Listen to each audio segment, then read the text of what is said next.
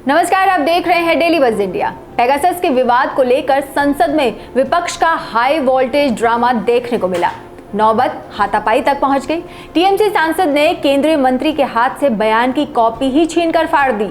यहां तक कि बीच बचाव के लिए मार्शल को आना पड़ा। राज्यसभा में 22 जुलाई को सूचना तकनीकी मंत्री अश्विनी वैष्णव जब पेगासस पर बयान देने के लिए खड़े हुए तो टीएमसी के सांसद शांतनु सेन ने उनके हाथ से पेपर छीनकर फाड़ दिया और उपसभापति की तरफ उछाल दिया। इसके बाद सदन में जमकर हंगामा हुआ। बीजेपी सांसद भी आगे बढ़े। मामले को बढ़ता देख सदन की कार्रवाई कल तक के लिए टाल दी गई। इस मामले पर केंद्रीय मंत्री हरदीप पुरी भी गुस्सा हो गए। ये घटना उस समय हुई जब अश्विनी वैष्णव पेगासस सॉफ्टवेयर के जरिए भारतीयों की जासूसी करने से जुड़ी खबरों और इस मामले में विपक्ष के आरोपों पर सदन में बयान दे रहे थे।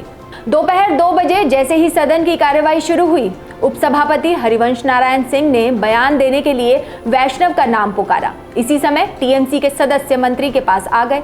उन्होंने नारेबाजी शुरू कर दी। इस पर उपसभापति हरिवंश ने विरोध करने वाले सांसदों से असंसदीय व्यवहार न करने और अपनी अपनी सीटों पर वापस जाने की अपील की। साथ ही मंत्री को अपना बयान पूरा करने का आग्रह किया। इसके बाद जैसे ही वैष्णव ने बयान देना शुरू किया, टीएमसी सांसद शांतनु सेन उनकी सीट पर गए और मंत्री से कागज छीनकर उसे फाड़ दिया। इसके बाद सांसद ने कागज के टुकड़ों को उपसभापति के ऊपर ही उछाल दिया। आखिरकार केंद्रीय मंत्री वैष्णव अपना बयान ही न पढ़ सके, लिहाजा उन्होंने इसे सदन के पटल पर रख दिया। उपसभापति हरिवंश ने हंगामा कर रहे सदस्यों से ऐसा व्यवहार न करने का अनुरोध किया, लेकिन जब उनकी एक न सुनी गई तो उन्होंने सदन की कार्यवाही दिन भर के लिए स्थगित कर दी। टीएमसी सांसद के इस व्यवहार की बीजेपी के नेताओं ने कड़ी निंदा की। बीजेपी के राज्यसभा सदस्य स्वप्न दासगुप्ता ने कहा, ऐसा लगता है कि विपक्ष के कुछ लोग, खासकर टीएमसी के सांसद खड़े हुए जिस समय आईटी मंत्री अश्विनी वैष्णव पेगासस के मुद्दे पर बात कर रहे थे तो उन्होंने पेपर लेकर फाड़ दिया। ये पूरी तरह से अनुचित व्यवहार है। वहीं इस घटना पर समाजवादी पार्टी के सांसद राम गोपाल यादव ने कहा कि अगर किसी ने कॉपी छीनी है तो वो गलत है। जब ये घटनाक्रम चल रहा था तब मैं वहां नहीं था, मैं देर से पहुंचा था। इससे पहले विपक्षी सांसदों की तरफ से पेगासस स्पाईवेयर का इस्तेमाल करके कथित जासूसी का मुद्दा उठाए जाने के बाद सदन 2 बार स्थगित किया गया था। वहीं पेगासस मामले पर राज्यसभा में बात रखते हुए अश्विनी वैष्णव ने मीडिया रिपोर्ट पर सवाल उठाए।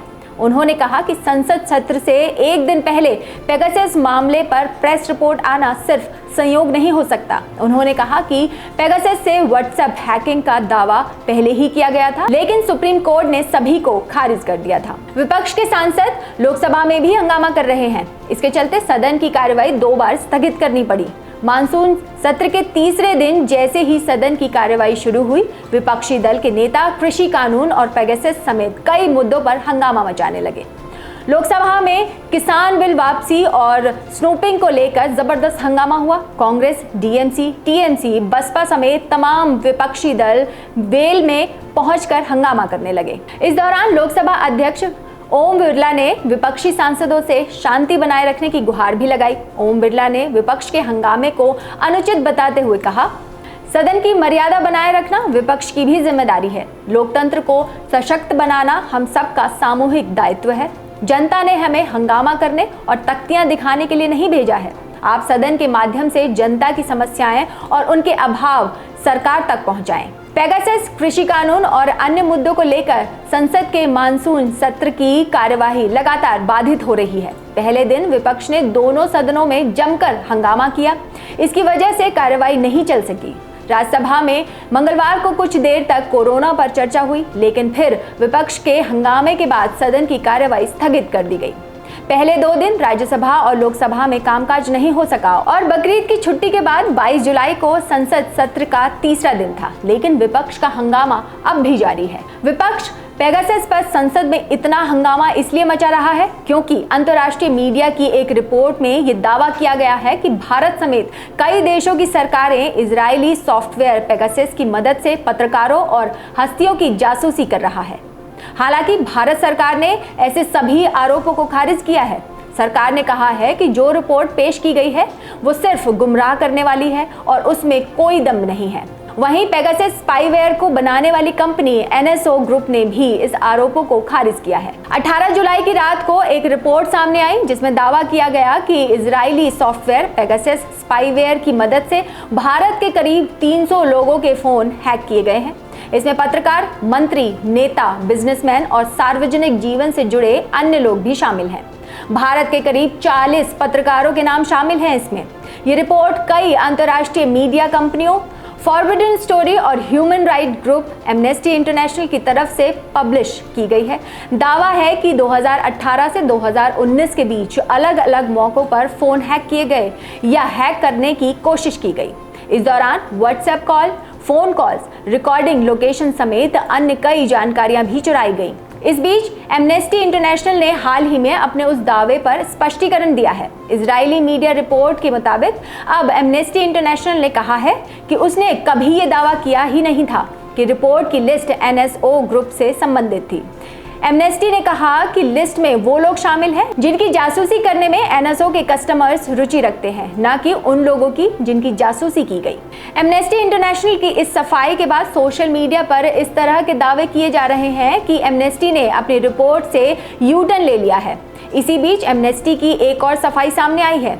कंपनी का कहना है कि वो रिपोर्ट में किए गए सभी दावों के लिए है।